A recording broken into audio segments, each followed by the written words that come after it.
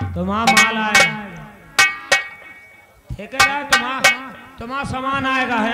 Hello आओ हेने आवा मुन्नीलाल, हम हेने खड़े बाहो, तुम्हारा इंतजार ठेकेदार कर रहे हैं। हमरा इंतजार करता आओ का हमारा इंतजार करिए, हमारे लगे का है जो तोहरे लगे तो दुनिया का सामान है, हमारे लगे कुछ नहीं ना तोहरे लगे हवे और तुम्हें दियो इनका।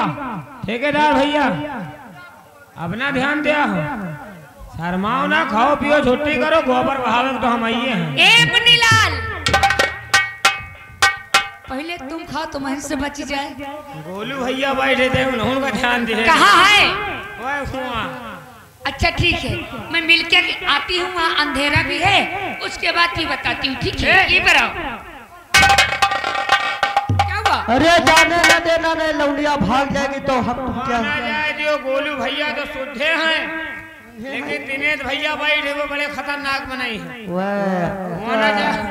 वहाँ न जाओ ने हमारा मामला भिंडी हो जाए। भिंडी वाह करैला वो हमको लाइन मारते हैं। लाइन मार रहे हैं तो दूरी से लाइन लगाए रहो, काम बनाए रहो, बाकी हमका दिए रहो, हम उनके तक पहुँचाए रहो। बुला भी रहे हैं, जाओ ना। क्यों जाओ ना, नहीं 1400 के काम हो जाए। पैसा तुम ले लेना, बाकी मैं। या हवाले तो ठीक है, खिलाओ तुम, पैसा खर्चा करा कौनो बढ़िया गाना वो बोला हूँ ना। हेलो दादा बैठा है, पगड़ी मारे मांग रहा। पहले यही तो लाइन मारी नहीं। हाँ दे हम होगा दे वो, हम कहा चलो ठीक है। मुन्नीलाल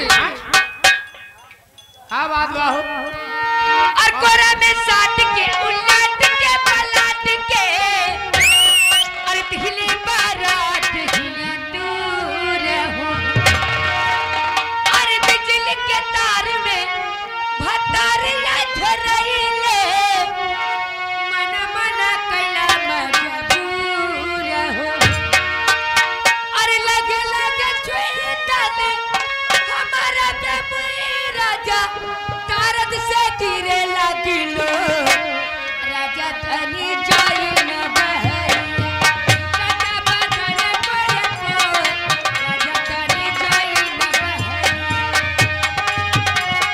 हले या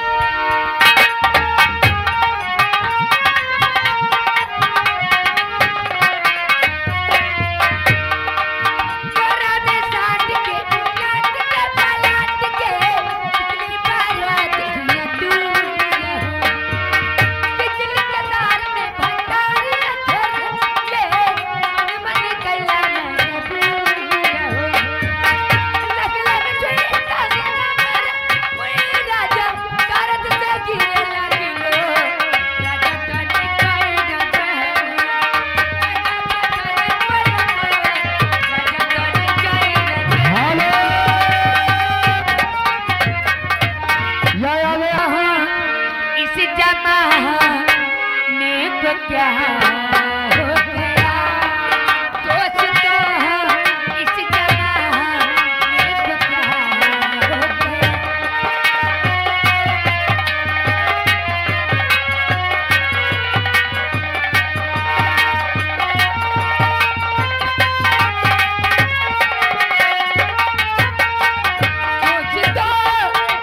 जमाने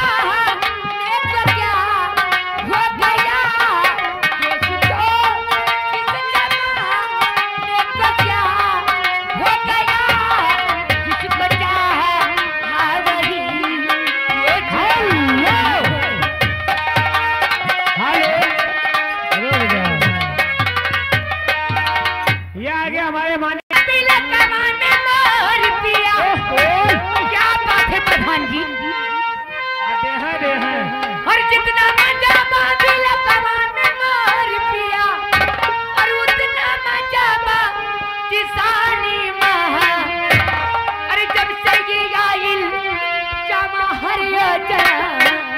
बड़ा मजा है